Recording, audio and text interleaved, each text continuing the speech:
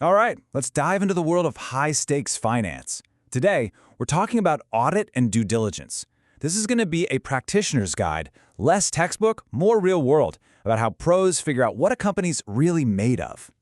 So let's just jump right in with a huge question. Let's say you're about to buy a company. You're spending millions, maybe even billions of dollars. You've seen the spreadsheets, you've seen the numbers, but how do you know they're telling the truth? How do you know what that company is truly worth before you put all that money on the line? Well, that's exactly where these two heavy hitters come into play, audit and due diligence. Think of them as your financial detective kits. They're the tools you use to get past the shiny surface and dig down to the real hard facts. They sound similar, but they're super different in ways that really matter.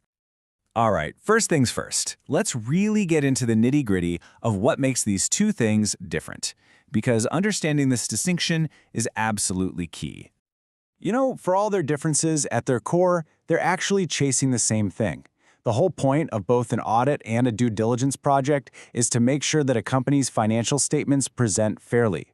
That's the jargon, but what it really means is, does the piece of paper in your hand actually match reality? Okay, but this is where the two paths really split off. An audit is a very formal, super regulated process. It's got to be led by licensed professionals, CPAs, CAs, and they have to follow a strict set of rules. And, crucially, they have to be totally independent. Due diligence, on the other hand, it's a lot more like detective work. It can be led by almost anyone, there's no single rule book, and while you need to be objective, you don't have that same strict legal requirement for independence. So you've got this massive project on your plate. Where in the world do you even begin? Well, that brings us to a foundational principle for getting this stuff right. It's all about priorities. You've probably heard this one before, but it is perfect for this kind of work. Think about having an empty jar. If you fill it up with sand first, all the little, tiny, less important tasks, you're not going to have any room left for the big rocks, right? The most important stuff. It's a simple idea, but it's powerful. You have to tackle the big things first. So how does this actually work in the real world? It's pretty simple, really. Step one, you find your big rocks. These are the most important pieces of the business. The biggest assets, the largest sales, the most critical contracts. You have to verify these first, no question. Then, and only then, you add the sand. You can't possibly check every single little transaction, so you use smart techniques like sampling to get a feel for the smaller stuff. But here's the thing. It doesn't matter if you're looking at the big rocks or the tiny grains of sand. There is one metric that rules them all. One thing that is completely non-negotiable, and that is accuracy. If your work isn't accurate, it's worse than useless. It's dangerous. And let's be real, the reason we're so obsessed with accuracy is because the stakes are just massive. Get it wrong and you could buy a company that's a total lemon or pay way too much for it. If you're an auditor, a mistake could get you sued or cost you your career. We're not talking about small errors here. Inaccuracies in these projects have literally cost companies tens of millions of dollars. Okay, we've got the how, now let's talk about the what. What are we actually looking for when we're digging through all this data? This next part is all about spotting those hidden dangers that can absolutely wreck a deal. So, one of the sneakiest risks you'll find is something called a wasting asset. And yeah, it sounds as bad as it is. This is basically an asset that has a built-in expiration date. It's guaranteed to lose value over time until eventually it's worth absolutely nothing. It's like a ticking time bomb sitting right there on the balance sheet.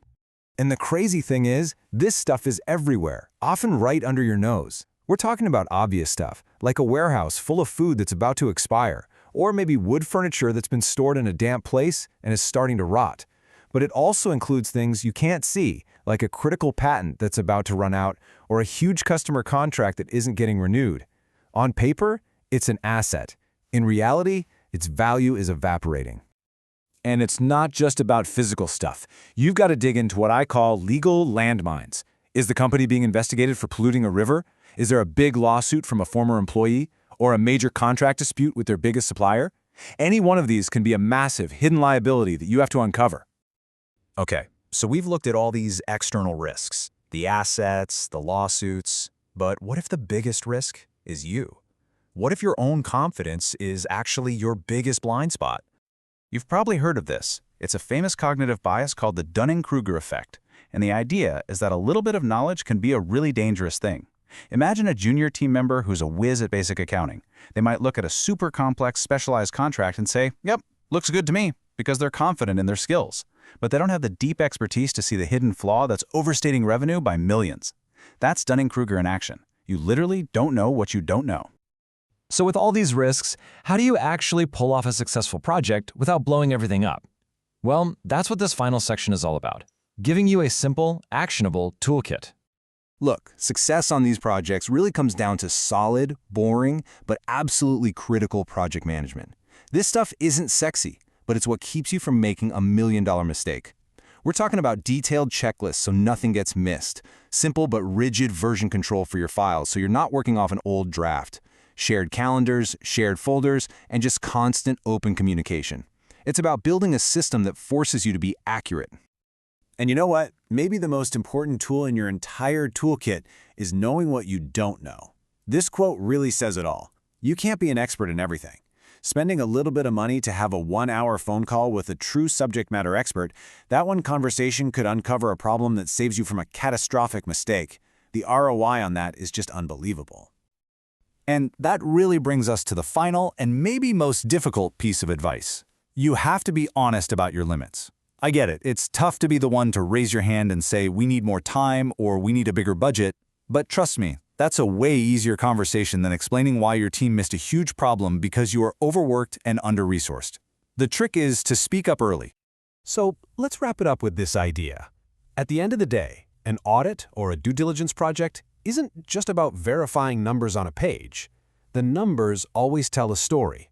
The real challenge and the real skill is knowing if you're asking the right questions to make sure that the story you're hearing is actually the truth.